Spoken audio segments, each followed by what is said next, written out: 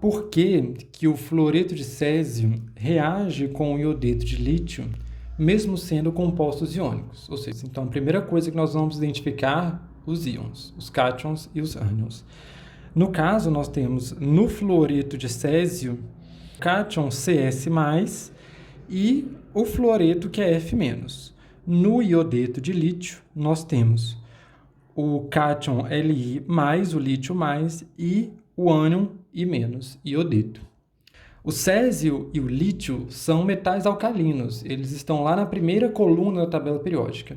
E o flúor e o iodeto são da família dos halogênios, né? Beleza, agora, então, uma vez que a gente identificou os cátions e os ânions, agora nós vamos começar a pensar em termos de acidez e basicidade. Primeiro, nós vamos começar a pensar com Lewis, né? O ácido, segundo Lewis, é aquela espécie que tem um orbital vazio, que é capaz de receber ou acomodar um par de elétrons.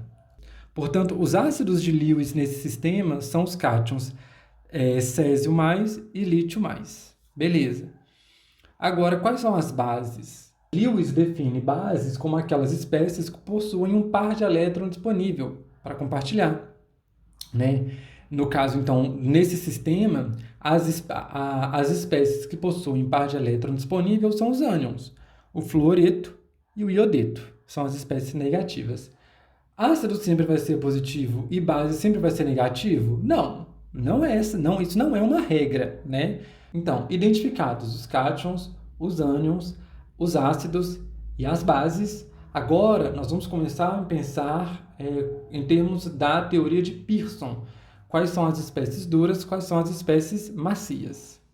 Inicialmente, para pensar a teoria de Pearson, não vamos usar o termo ácido e base, vamos usar o termo espécie. Porque a definição de duro e macio é válida tanto para ácidos quanto para bases. A diferença entre um e outro é qual carga está sendo concentrada, se vai ser positiva ou negativa.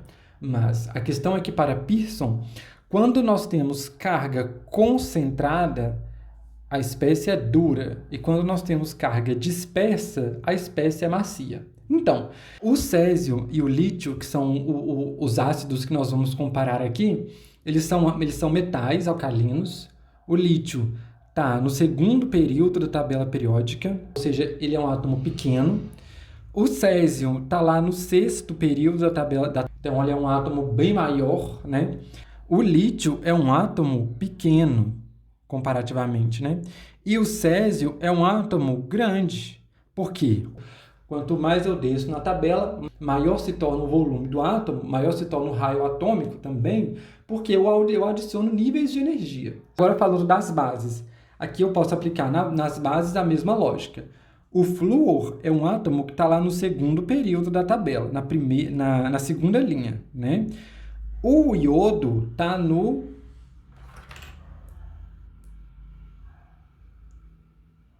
2, 3, 4, 5.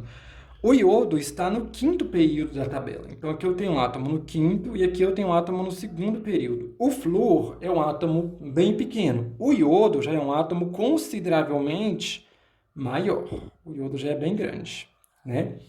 Ele está dando para a gente visualizar que isso é um átomo pequeno, isso é grande, isso é pequeno, isso é grande, né? Beleza. Agora, olha, aqui eu tenho uma carga mais. Aqui também eu tenho uma carga mais. Ora, eu tenho a mesma quantidade de carga distribuída em um espaço pequenininho, né? E aqui eu tenho a mesma quantidade de carga distribuída em um espaço bem maior. Ou seja, em um espaço menor, eu tenho uma carga mais concentrada. E em um espaço maior, eu tenho uma carga mais dispersa, né? Se essa carga está mais concentrada, então esse é o ácido mais duro. E se aqui eu tenho uma carga mais dispersa, esse é o ácido mais macio. Considerando que eu tenho a mesma carga em um e o outro, a diferença é o tamanho do átomo, o volume, né? No átomo com a mesma carga, o átomo menor é mais duro e o átomo maior é mais macio, certo? Beleza. Agora, olhando as bases, a lógica é a mesma. Ambas as bases têm a mesma carga, um menos, um menos. Agora, no fluoreto, eu tenho uma carga negativa em um espaço reduzido. No iodo, eu tenho uma carga negativa em um espaço bem maior. Então, no fluoreto, como eu tenho um espaço menor, a carga está mais concentrada.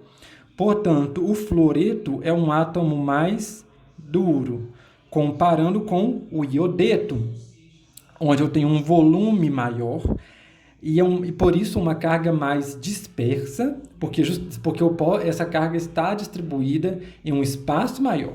Se eu tenho um espaço maior, eu tenho uma maior dispersão. Portanto, o iodeto é a base mais macia.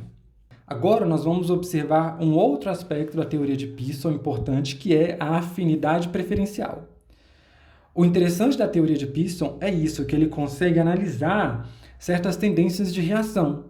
Porque, em geral, ácidos mais macios ácidos mais macios possuem mais afinidade por bases macias. E ácidos duros possuem maior afinidade por bases duras. Perfeito, né? Espécies que são igualmente duras formam ligações mais fortes umas com as outras, assim como espécies que são igualmente macias formam ligações mais fortes umas com as outras, né? É diferente de você ter uma espécie dura ligando com uma espécie macia. Considerando essa noção de afinidade preferencial, a gente pode analisar agora a situação que a gente partiu do início. Do lado dos reagentes, nós temos o fluoreto de césio e o iodeto de lítio. Nós já sabemos quais são as bases, quais são os ácidos, quais são as espécies duras e as espécies macias. Agora nós vamos escrever isso aqui. O césio é o ácido macio, o flúor é a base dura.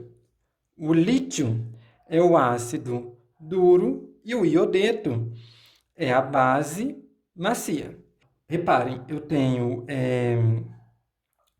macio com duro, duro com macio. Agora, nós vamos olhar do outro lado da reação, do lado dos produtos. Nós vamos ter o césio é o ácido macio, o iodeto é a base macia.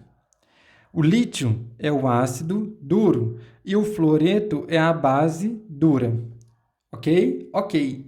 Agora nós temos macio com macio e duro com duro. Essa situação em que eu tenho espécies macias unidas e espécies duras unidas, ela é mais favorável. É por isso que, digamos assim, o equilíbrio nessa reação tende para o lado de lá. É por isso que essas duas espécies tendem a reagir umas com as outras, para manter essa união das espécies macias e a união das espécies duras.